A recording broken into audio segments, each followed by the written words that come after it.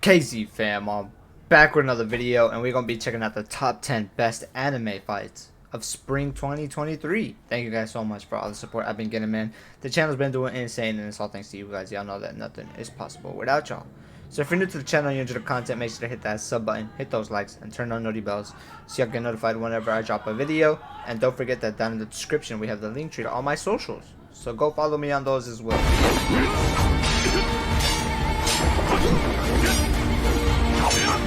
Oh yeah.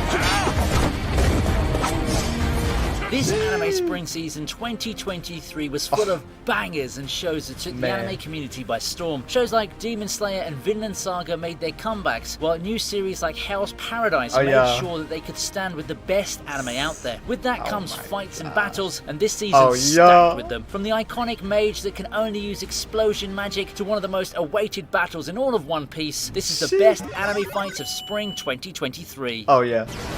Zoro has to be bro. There's no way Zoro's not number one. I'm sorry, bro.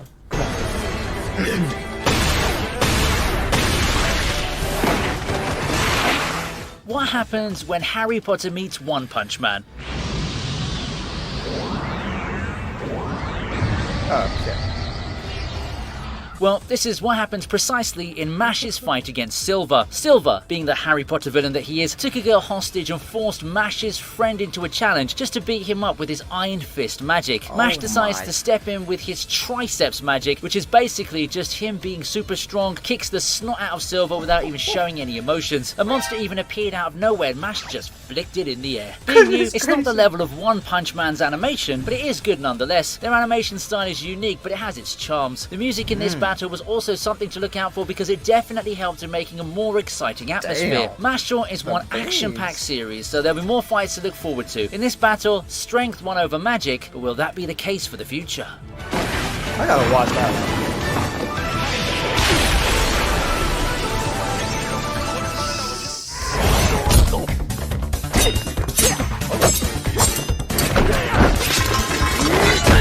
This anime is about kids raised by robots in a post-apocalyptic Japan with supernatural creatures lurking beyond the safety of the walls. Yep, this sounds like a mishmash of every genre out there, but Heavenly Delusion is one of the most well-animated fights this season. While being surrounded by a group of thugs, Kiruko decides to retreat, but Maru, being the badass that he is, decides to just get it over with and fight. The thing with Maru is that the boy has great physical abilities and special powers to slay supernatural beasts, making him a bit of an outlier. He dodges everything from knives to pipes and beats them up with a little bit of that parkour action. The animation was nothing but stunning, and the movements were more fluid than some action anime out there. But there's more still to come.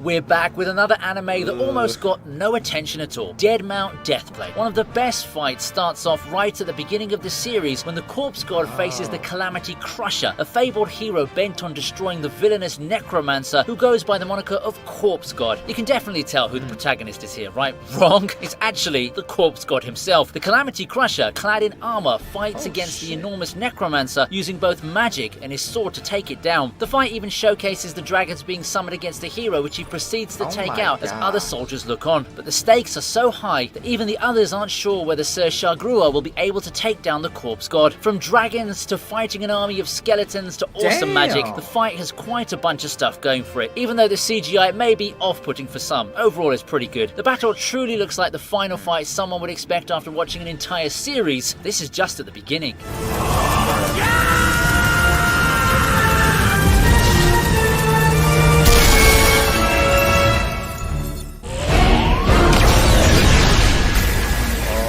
Who doesn't like seeing enormous robots clashing in deep space with lasers, swords, and flying weapons? So let's move on to Mobile Suit Gundam, The Witch from Mercury, Guel vs Shaddiq. Fans of the Gundam franchise are there specifically for the sci-fi goodness that the numerous series has to offer, and The Witch from Mercury certainly turns the animation up a notch or two. If you think The Witch from Mercury is more vanilla than the rest of the shows in the series, then you couldn't be more wrong. With the pilots both having engaging backstories, the fight becomes a 2 versus 1, and in the end, it seems that no everyone won with all the mobile suits destroyed. The mechs look brilliant and the clashes feel like they have some real weight to them. Considering that it wasn't just a fight of mobile suits, but rather a clash of ideals, puts the entirety of the fight on even higher ground. The lighting was done very well, and you can really feel the emotions even though we're mostly seeing mechs and not the characters. As always though, Gundam delivers to its fans.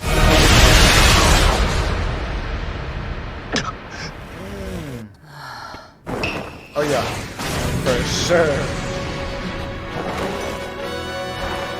Hell's Paradise is one of those anime with a pretty dark setting and appeals to a more mature audience. With a mix of both the supernatural and martial arts, this series has a lot of fights we could have added, but there's one that stood out from the rest. Gabimaru vs Zujin. The fight itself was when the local overpowered shinobi faced off against the domestic godlike immortal. Gabimaru has been shown to be an incredibly vicious fighter with no qualms over killing, but his opponent this time was too much for the Hollow to deal with. Initially, Gabimaru seems like he has the upper hand, but he soon realizes that Zujin's immortality is troublesome as Zujin brings Gabimaru to the edge. Even after mustering all his strength, Gabimaru simply beats Zujin enough from him to transform into a monstrous being. The fight is amazing and truly encompasses the power of the villains, as at the end of it, our protagonist had to be rescued from utter demise. This goes to show that in the world of Hell's Paradise, no matter how strong you are, there are always terrifying monsters that are more powerful than you.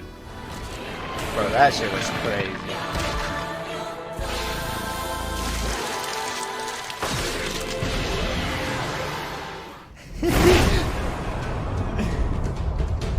Oh, I wish, bro.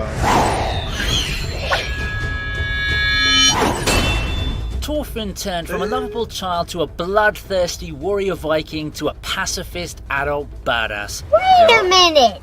Who are you? After the numerous fights in Season 1, Season 2 started off with Thorfinn having become a farmer, having moved on from his past to being a vicious killer, but it doesn't mean that there are no more amazing fights. The two ended up in a struggle after Thorfinn decided to help Arnheid and Einar out by helping Gardar escape. The justice-seeking Snake caught them, and a gorgeously choreographed fight ensued. Snake's skill was apparently even greater than Askeladd, and Thorfinn himself realized that he was the fastest person he'd ever fought. Watching Thorfinn fight again was a treat for sore eyes, and the animation didn't disappoint, even though the fight was cut short. From the way Snake thrusts his sword to Thorfinn's superhuman dodges, it was a fight filled with respect for the characters and full of nostalgia for us viewers.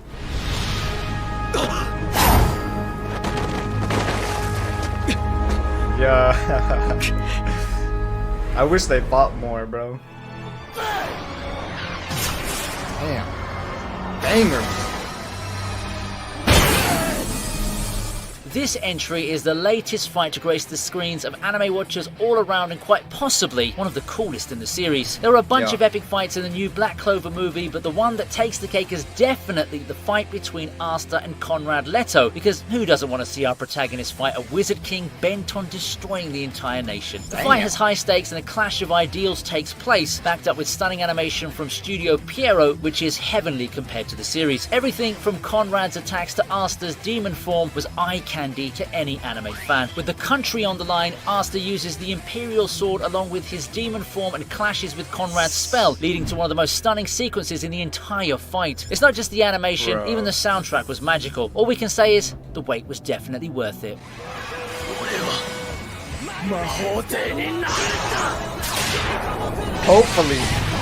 Hopefully Black Clover does continue next year, bro. Apparently it will.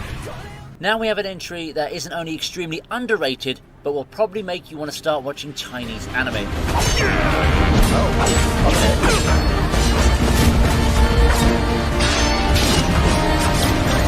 What is this, a remake?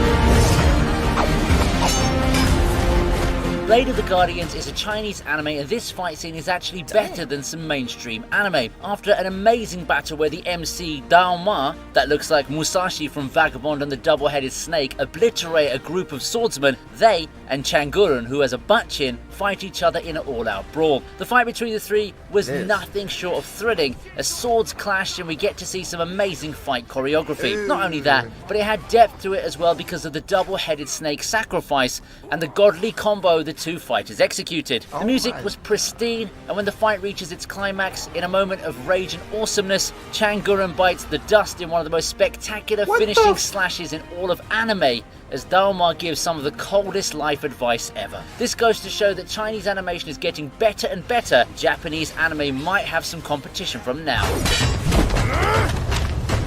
Yo. Zoro #1, boy.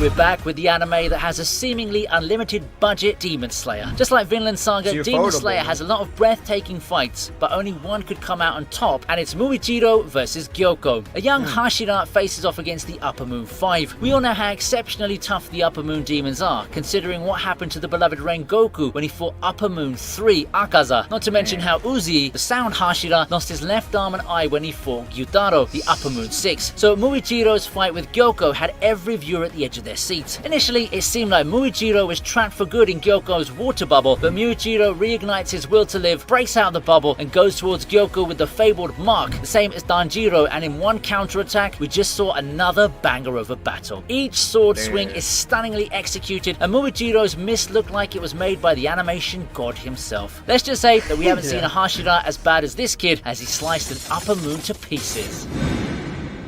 Now that's crazy, bro. That mark made him OP, bro. For real. Hell yeah, boy. For sure.